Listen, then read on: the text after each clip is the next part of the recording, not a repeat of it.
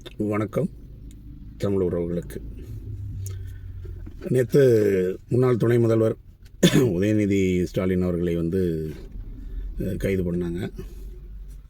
அது கைதுன்னு கூட இல்லை, விசாரணைக்கு தான் கூட்டிகிட்டு போனான்னு சொன்னாங்க. அவர் ஒரு தஞ்சாவூரில் விவசாயிகளுக்காக மேகதாது அணை பற்றி காவிரியில் தண்ணி வரல அப்படிங்கிறத பற்றி போராட்டம் அப்படின்னு சொல்லிட்டு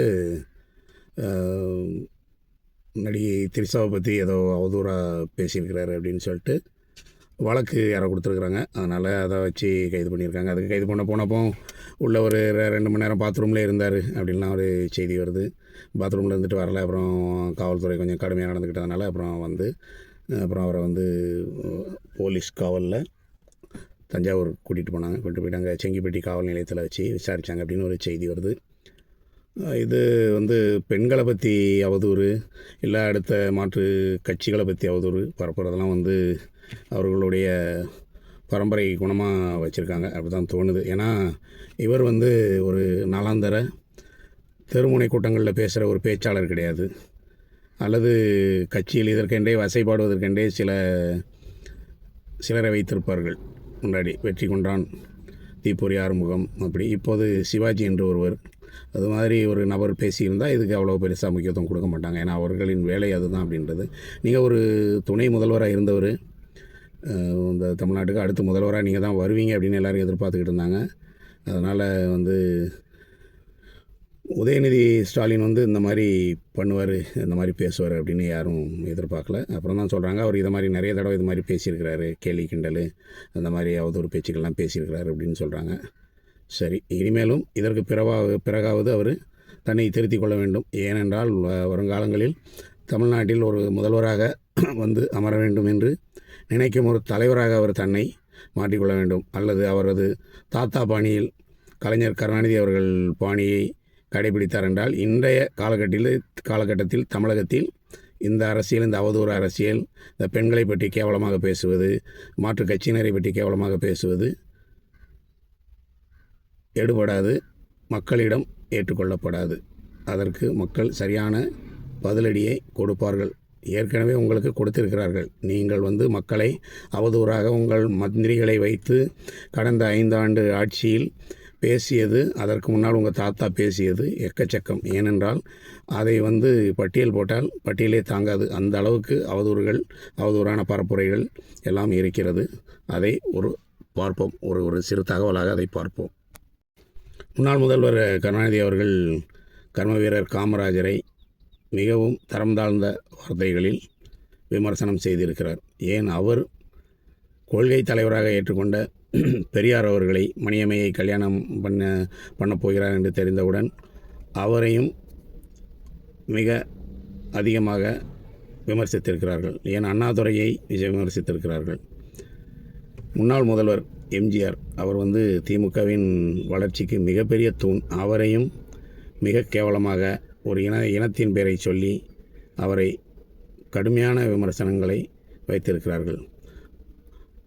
காங்கிரஸ் எம்எல்ஏ அனந்தநாயகி அம்மாள் அவர்களை பாவடை நாடா என்கிற அர்த்தத்தில் இரட்டை அர்த்தம் வரும்படி மிக கேவலமாக சட்டசபையிலேயே பதிலளித்திருக்கிறார். அப்புறம் அதற்கு இலக்கியத்திலிருந்து பதில் சொன்ன மாதிரி பதில் சொல்லி அதை மடைமாட்டியிருக்கிறார். இது மாதிரி செய்வதில் வல்லவர்கள்தான் இந்த திராவிட கட்சிகளை சேர்ந்தவர்கள். இந்திரா காந்தி அம்மையார், காங்கிரஸ் கட்சியின் தலைவர் இந்திரா காந்தி அம்மையாரை கடுமையான விமர்சித்தவர். திரும்ப அவரோடு ஆட்சி அதிகாரத்திற்காக அவரோடு கூட்டணி சேர்ந்து கொண்டவர்கள்தான். கண்ணதாசன் அவர்கள் இவர்களால் விமர்சிக்கப்பட்டவர் தான். டாக்டர் கலைஞர் அவர்கள் மட்டும் அது மாதிரி விமர்சனத்தை வைத்தவரில்லை. அவருடைய அடிவருடிகளான அமைச்சர்களும் இதையே தொடர்ந்து செய்திருக்கிறார்கள். கடந்த ஆட்சியில் மட்டுமல்ல, அதற்கு முன்பும் செய்திருக்கிறார்கள். RS பாரதி என்கிற மூத்த வழக்கறிஞர், திராவிட கட்சியின் தூண்களில் ஒருவர். அவர் நீதிபதிகளையே நாங்கள் போட்ட பிச்சை என்று நீதிபதிகளை பார்த்து சொல்லியிருக்கிறார். நாங்கள் போட்ட பிச்சை தான் இன்று எல்லாரும் நீதிபதியாக இருக்கிறாங்க அப்படின்ட்டு மிகவும் பிற்படுத்தப்பட்ட வகுப்பைச் சேர்ந்தவர்களை குறிப்பிட்டு இந்த மாதிரி தகவலை சொல்லியிருக்கிறார்.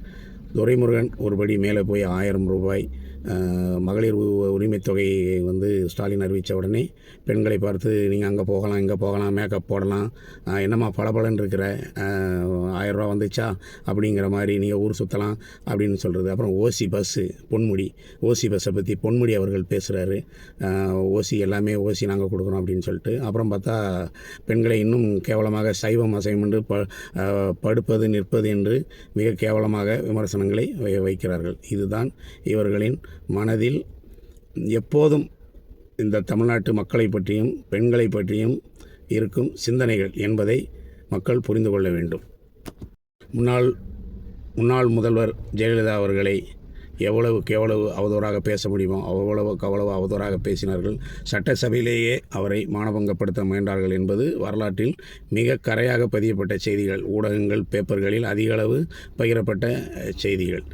சசிகலா அம்மையாரையும் எடப்பாடி பழனிசாமியையும் மிக கேவலமாக வந்து விமர்சித்திருக்கிறார்கள். சசிகலாவின் காலுக்கிடையில் புகுந்து அப்படிங்கிற மாதிரிலாம் ரொம்ப கேவலமான விமர்சனங்களை வைத்திருக்கிறார்கள். மோடி அவர்களையும் ஜெயலலிதா அவர்களையும் இணைத்து வந்து ஒரு அவதூறான செய்தியை ஸ்டாலின் அவர்கள் பரப்பினார்கள். ஒரு முன்னாள் முதல்வர் அவர் அந்த மாதிரி செய்தியை பரப்பினார்கள். ஆராசா போன்றவர்கள் விபச்சாரிகள், பெண்களை விபச்சாரிகள் என்கிற மாதிரி அவரும் ஒரு மூத்த வழக்கறிஞராக இருப்பவர், எம்பியாக இருப்பவர், அவரும் இந்த மாதிரி தரம் தாழ்ந்த விமர்சனங்களை செய்திருக்கிறார். அந்த திராவிட மாடல் என்று சொல்லிக்கொண்டே இந்த விமர்சனங்களை முன்னின்று வைக்கிறார்கள். இதைத்தான் நம்மால் ஏற்றுக்கொள்ள முடியவில்லை. மக்கள் வந்து இவர்கள் மீது மிக வெறுப்பில் தான் இருந்தார்கள். இந்த மாதிரி பேச்சுக்கள் தான் அவர்களை வீழ்த்தியதற்கு முதன்மையான காரணமாக இருந்தது. அண்ணா யூனிவர்சிட்டியில் ஒரு பெண் வந்து மானபங்கப்படுத்தப்பட்டார் என்று அதில் ராஜசேகரனா ஞானசேகரன் தெரியல, அவர் குற்றவாளியாக்கப்பட்டார். அவருடன் தொடர்பில் இருந்ததாக முன்னாள் அமைச்சர் ஒருவர் தீவிரமாக பேசப்பட்டார். யார் அந்த சார் அதை ஒன்றுமில்லாமல் சிசிடிவியில் அது இல்லை இது இல்லைன்னு சொல்லி அந்த பெண்ணின் இரகசிய தகவல்களை வெளியிட்டார்கள் 2 நாட்களில். அப்படி என்றால் அந்த பெண்ணை மிரட்டும் போக்குதான் கையில் எடுக்கப்பட்டது. நடந்த சம்பவத்தை வந்து விசாரித்து அதற்குண்டான தண்டனையை வழங்க வேண்டும் அப்படி என்று அந்த அரசு நினைக்கவில்லை. ஆனால் இன்று அதற்கு மக்கள் அனைத்துக்கும் சேர்த்து அந்த பதிலடி கொடுத்திருக்கிறார்கள். முதல்வர் விஜய் அவர்கள் வந்து இன்று பதவிக்கு வந்த உடனேயே அதை வந்து இவர்களால் கொஞ்சம் ஜீரணிக்க முடியவில்லை. நிறைய இவர்களுக்கு காழ்ப்புணர்ச்சியும் இவர்கள் வந்துவிட்டார்களே என்கிற பொறாமையும் இருக்கிறது. அது நல்லாக தெரிகிறது. இவர்கள் பேச்சுகளில் எல்லாத்திலுமே அரசின் செயல்பாடுகளை பற்றி விமர்சிப்பதை விட தனிநபர் விமர்சனம் அதிகமாக வைக்கிறார்கள். இங்கு நீங்கள் விமர்சிக்க வேண்டியது அரசின் செயல்பாடுகளை பற்றி தான். அரசின் செயல்பாடுகளை விமர்சிப்பதற்கு உங்களுக்கு கால அவகாசம் இருக்கிறது. இன்னும் ஒரு 3 6 மாதம் கழித்தால் தான் ஒரு அரசு எப்படி செயல்படுகிறது என்று தெரிய முடியும். இப்போது தான் 2-3 மாதங்கள் ஆகியிருக்கிறது. அதற்குள் நீங்கள் நினைத்தபடியெல்லாம் இந்த அரசு செயல்பட வேண்டும் என்று நினைப்பது மிகப்பெரிய தவறு. மேகதாது அணை பற்றியும் காவிரி ஆற்றில் தண்ணீர் பற்றியும் பேசுகிறார்கள். காவிரி ஆற்றில் தண்ணீர் பிரச்சனையை பேசுவதற்கு திராவிட கட்சிகளுக்கு எந்த விதமான யோக்கியதையும் இல்லை என்பதுதான் மக்களின் கருத்து. காரணம் 60 ஆண்டுகளுக்கு மேலாக ஆண்டவர்கள் ஏன் அந்த பிரச்சனைக்கு ஒரு முடிவுரை எழுதவில்லை, ஏன் ஒரு தீர்வு காணவில்லை என்பதுதான் மக்களின் கேள்வியாக இருக்கிறது, தமிழக மக்களின் கேள்வியாக இருக்கிறது. அப்படி என்றால் இவர்களுக்கு எப்போதெல்லாம் அரசியல் செய்ய நிறைய விஷயங்கள் தேவைப்படுகிறதோ அந்த விஷயங்களை இவர்கள் முடிக்க மாட்டார்கள். மேகதாது, காவிரி நீர் பிரச்சனை, நம்ம போன்று நிறைய பிரச்சனைகள் தமிழ்நாட்டில் இருக்கிறது. கச்சத்தீவு பிரச்சனையெல்லாம் வந்து என்றைக்குமே வந்து முடிவு பெறாத மாதிரி நம்ம தமிழக மீனவர்களுக்கு எப்போதும் பாதிப்பாக இருப்பதற்கு முந்தைய திமுக அரசு தான் காரணம் என்பதை காங்கிரஸ் இந்திரா காந்தி ஆளும்போது, அம்மையார் இந்திரா காந்தி அவர்கள் ஆளும்போது முதல்வர் கருணாநிதி அவர்கள் தான் கச்சத்தீவை தாரவார்த்தார் என்பது வரலாறு. இது அனைவருக்கும் தெரியும். அப்படி இருக்கும்போது கச்சத்தீவு பிரச்சனை, இந்த மாதிரி காவிரி பிரச்சனை, இலங்கை தமிழர் பிரச்சனை, இப்படி அனைத்துமே இங்கு முடிவு பெறாமல் இருக்க வேண்டும் என்பதுதான் இவர்களுடைய நோக்கமாக இருந்திருக்கிறது. இன்று அதற்கெல்லாம் ஒரு முடிவுரை வரும்போல் தெரிந்தவுடன் இவர்களால் தாங்கிக் கொள்ள முடியவில்லை. ஆகவே தவறு யார் செய்தாலும் தவறுதான், தண்டிக்கப்பட வேண்டியதான். பெண்களை பற்றியும் பொதுமக்களை பற்றியும் அவதூறாக பேசுபவர்கள் எந்த கட்சியினராக இருந்தாலும், அவர்கள் எந்த பதவியில் இருந்தாலும் அவர்கள் மீது தக்க நடவடிக்கை எடுப்பது தான் சரி. கண்டிப்பாக பாரபட்சமில்லாமல் நடவடிக்கையை எடுக்க இந்த தமிழக அரசை கேட்டுக்கொள்கிறோம். நன்றி. செம்பூர் மாரிமுத்து குடும்பம், தூத்துக்குடியிலிருந்து.